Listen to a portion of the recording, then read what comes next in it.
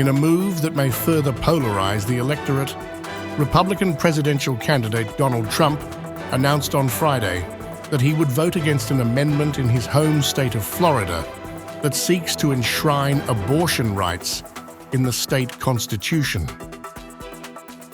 The amendment, if passed, would overturn the state's current 6-week abortion ban, a law that has been the subject of heated debate.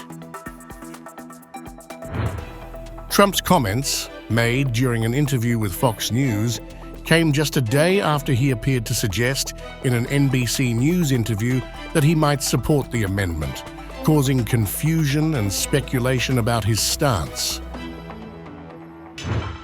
Addressing the issue on Friday, Trump clarified his position, stating, "I think 6 weeks. You need more time than 6 weeks.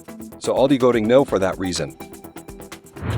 Reiterating his belief that decisions regarding abortion should be left to individual states. This latest statement places Trump at odds with anti-abortion groups that have been crucial supporters of his campaign in the upcoming November 5th election, where he faces off against Democratic Vice President Kamala Harris.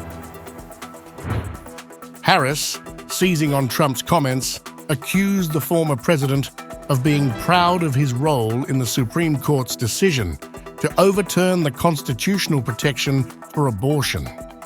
She criticized Trump for supporting an extreme ban.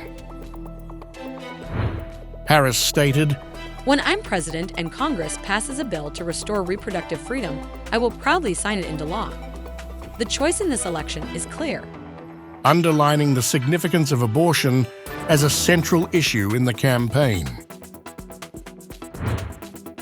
Abortion rights have indeed emerged as a pivotal topic in the run-up to the election, with pro-abortion rights contributions surging in the 2 years since the Supreme Court's decision to overturn Roe v. Wade. The debate has also expanded to encompass related issues such as IVF fertility treatments. Earlier this year, an Alabama court ruled that frozen embryos are people, leading the state's governor to sign legislation aimed at protecting IVF treatments. Amid this backdrop, Trump made a surprising proposal on Thursday, suggesting that if elected, he would require the government or insurance companies to cover the costs of IVF fertility treatments. The move was quickly dismissed by Minnesota Governor Tim Walz, the Democratic vice presidential candidate, who labeled the offer as unbelievable. Speaking at a campaign fundraiser, Walz told an audience, "Look, women don't trust them. They don't trust women. So why the hell would women trust them? No one's believing that." The issue of women's rights, particularly around abortion and fertility treatments, appears to be swaying voters. Recent opinion polls indicate that Trump has been losing ground with women voters since Harris became the Democratic candidate.